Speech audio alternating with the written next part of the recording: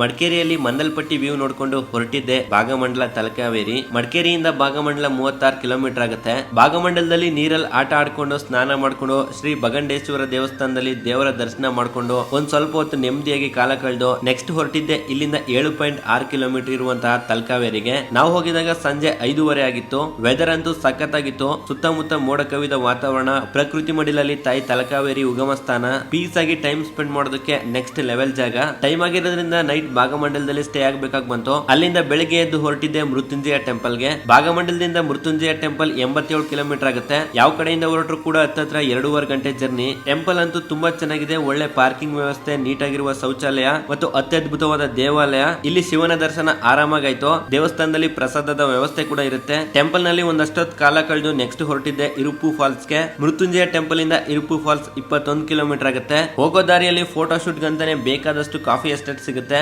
Entertainment ಗಂತೂ ಕೊರತೆನೇ ಇಲ್ಲ, ಅಷ್ಟೊಂದು super ಆಗಿರುತ್ತೆ ಜಾಗ. ಫೈನಲ್ ಆಗಿ ಇರುಪು ಫಾಲ್ಸ್ ಗೆ ಬಂದೇ ಬಿಟ್ವಿ. ಇಲ್ಲಿ ಸುಮಾರಾಗಿರೋ ಪಾರ್ಕಿಂಗ್ ವ್ಯವಸ್ಥೆ ಮತ್ತೆ 1-2-3 ಹೋಟೆಲ್ ಗಳಿವೆ. ಈ ಫಾಲ್ಸ್ ಗೆ ಎಂಟ್ರಿ ಟಿಕೆಟ್ ಒಬ್ಬರಿಗೆ 75 ರೂಪಾಯಿ ಚಾರ್ಜ್ ಮಾಡ್ತಾರೆ. ಟ್ರೆಕ್ಕಿಂಗ್ ಇಷ್ಟಪಡೋರಿಗೆ ಒಂದು ಒಳ್ಳೆ ಜಾಗ. ಸುಮಾರು 1.5 ಕಿಲೋಮೀಟರ್ ಕಾಡೊಳಗೆ ನಡೆದ್ರೆ ಫಾಲ್ಸ್ ರೀಚ್ ಆಗ್ತೀವಿ. ಫಾಲ್ಸ್ ನ ಸೌಂಡ್ ಆಗಿ ನೀರ್ ನೋಡ್ತಿದ್ದಂಗೆ ಮೈಂಡ್ ಫುಲ್ ರಿಲ್ಯಾಕ್ಸ್ ಆಗುತ್ತೆ. ಫಾಲ್ಸ್ ನೋಡಿದ್ಮೇಲೆ 75 ರೂಪಾಯಿ ಕೊಟ್ಟಿದ್ದಕ್ಕೆ ವರ್ತ್ ಅನಿಸ್ತು. ಅಷ್ಟೊಂದು ಸೂಪರ್ ಆಗಿತ್ತು. ಫುಲ್ ಪ್ಯೂರ್ ನೀರು, ಬಿಸ್ಲರಿಗಿಂತ ತುಂಬಾ ಟೇಸ್ಟ್. ವಾಟರ್ ಫಾಲ್ಸ್ ವ್ಯೂ ಅಂತೂ ನೆಕ್ಸ್ಟ್ ಲೆವೆಲ್ ಇದೆ. ಕೊಡಗು ಟ್ರಿಪ್ ಪ್ಲಾನ್ ಮಾಡಿದ್ರೆ ಈ ಫಾಲ್ಸ್ ಅಂತೂ ಮಿಸ್ ಮಾಡ್ಕೊಳ್ಬೇಡಿ, ಅಷ್ಟೊಂದು ಚೆನ್ನಾಗಿದೆ. ಈ ಒಂದು ರೀಲ್ ಇಷ್ಟ ಆಗಿದ್ರೆ ಲೈಕ್ ಮಾಡಿ, ನಿಮ್ಮ ಒಂದು ಫ್ರೆಂಡ್ಸ್ ಅಂಡ್ ಫ್ಯಾಮಿಲಿಗೆ ಶೇರ್ ಮಾಡಿ. ಇದೇ ರೀತಿಯಾದ ಟ್ರಾವೆಲ್ ರಿಲೇಟೆಡ್ ಕಂಟೆಂಟ್ಸ್ ಗೆ ನಮ್ಮ ಒಂದು ಪೇಜ್ ಅನ್ನ ಫಾಲೋ ಮಾಡಿ. ಧನ್ಯವಾದ.